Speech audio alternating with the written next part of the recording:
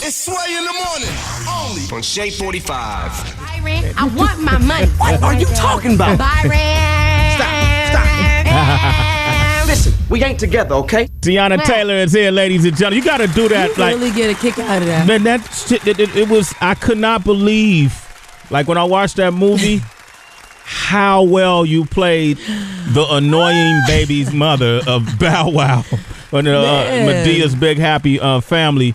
Do that. Can you do that again? Byron.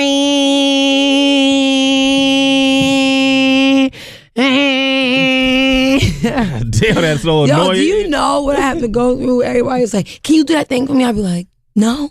Like, it's just so awkward. Like, oh, man. Yo, but you did it so well.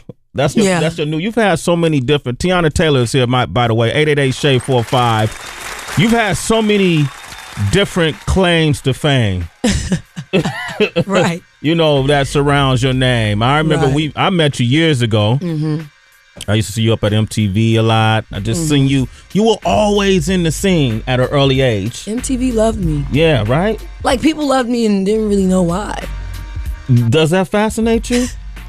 It does, because I even had to ask, like, I'm talking about, like, MTV girls outside with posters, like, it was amazing, but I even had to ask the question, like, what is it? All this is not from a Sweet 16. Like, that's what drove me crazy, because it was so many other kids that had a Sweet 16 before me. You know what I'm saying? So I'm like, what is it?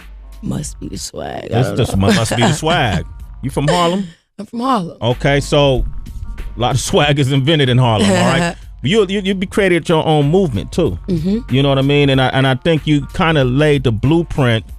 And people probably like to this day, Teyana Taylor, why do I know her? Right. What has she done? Right. Some people might have heard the Google Me, song. Some people might have saw a lot of the video clips on YouTube.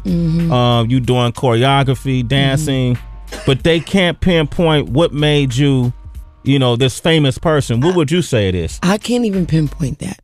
My mom always told me something called it factor. But you know how when it's family, you just think, oh, you just saying that. But then I realized that it was really like, that really has to be it, because honestly, I'm not on, right now, before I dropped my mixtape, I didn't have no single, I wasn't on no TV show, and I had 500,000 followers. You know what I'm saying? And it was just like... You didn't buy any of those followers, right? Right, I didn't buy any of them, but it take for somebody to be like, oh yeah, I wonder where her Twitter is. Like, like people had to really look for me to find my Twitter, because I wasn't on no show. I wasn't doing nothing to where it was like, okay, well, this is her Twitter. You know what I'm saying? So I'm like, this is really crazy. It really probably has to be a such thing as it factor, because like it's people that has way more albums. I don't even have an album out. You know what I'm saying? That if really trying to stay relevant is not working. And I'm like, I'm not trying. You know what I'm saying? Like, I'm chilling. Yeah, you're like, chilling. So when people's like, why is she always in the headlines? And I'm like, well, I don't keep myself in the headlines. You do. I mind my business. You're doing your own thing. You know what I'm saying? There has to be something said, though, to the fact that a lot of, you had a lot of buzz around